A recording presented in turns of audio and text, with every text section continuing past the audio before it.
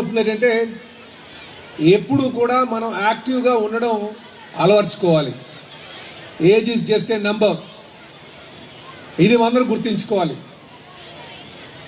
మనం ఏజ్ పైబడిపోయింది కనుక ఎక్కడో కూర్చొని డీలా పడిపోయి కూర్చుందాం అనుకోకూడదు. ఎప్పుడు అలా ఉన్నా సరే మన ఎనర్జీ లెవెల్స్ అలా మెయింటైన్ చేస్తున్న విధంగా ప్రతి ఒక్కరు కూడా నడవాలని చెప్పి ఆయన దగ్గర నుంచి అది స్ఫూర్తిగా మనం తీసుకోవచ్చని చెప్పి తెలియజేస్తున్నాం. అలాగే ఇప్పుడే ఎంపీ గారు చెప్పారు, tomorrow computer science may become absolute అని. అయ్యుండొచ్చు. మీరు ఎప్పుడు కూడా ఛాలెంజెస్కి ట్యూన్ అవ్వాలి.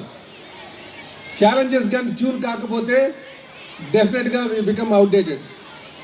అందుకే మన పిల్లలకి ఎప్పుడు కూడా క్రియేటివిటీ నేర్పించాలి, క్రియేటివ్గా ఉండడం నేర్పించాలి. సమాజం పట్ల కావచ్చు, జరుగుతున్నటువంటి మార్పుల పట్ల కావచ్చు, వాటి మీద అవగాహన పెరిస్తే ఖచ్చితంగా సమయస్ఫూర్తితో నిర్ణయాలు తీసుకోవచ్చు. ఆ కాలానికి అనుగుణంగా, మార్పుకి అనుగుణంగా మనం ట్యూన్ అవ్వడానికి ఆస్కారం ఉంటుంది. అందుకే పిల్లలకి మనం ఆ సోషల్ అవేర్నెస్ కావచ్చు, అక్కడ ఉన్నటువంటి పరిస్థితుల పట్ల అవగాహన కలిగించేటట్టుగా ప్రతి ఒక్కరు కూడా పాత్ర ప్లే చేయాలి. టీచర్స్, మాస్టర్స్ ఎలాగైనా టీచ్ చేస్తారు, వాళ్ళ వృత్తి అది కనుక. కానీ తల్లిదండ్రులు మాత్రం ఇంకా ఎక్కువ బాధ్యత తీసుకోవాల్సిన అవసరం ఉంది.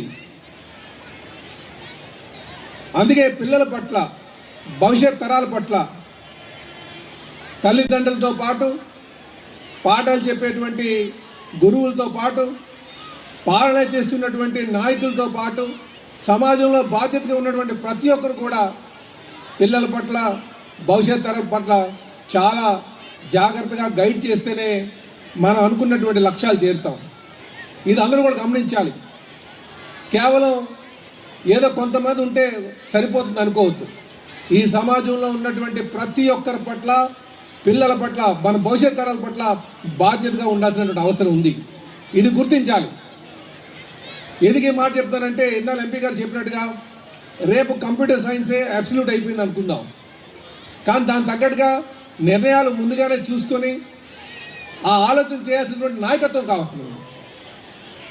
ఈరోజు మనకి ఖచ్చితంగా అలాంటి నాయకత్వం ఉంది. ఈ రాష్ట్రానికి అలాంటి నాయకత్వం ఉంది. చంద్రబాబు నాయుడు గారి రూపంలో, అలాగే యువ నాయకులు లోకేష్ గారి రూపంలో ఖచ్చితంగా భవిష్యత్తులో పిల్లలకి, మన భవిష్యత్ తరాలకి భవిష్యత్తుకు అవసరమైనటువంటి ఆలోచనలు చేస్తామని చెప్పి ఈ సందర్భంగా తెలియజేస్తున్నా. అలాగే పిల్లలకి కూడా మీరు చెప్పాల్సింది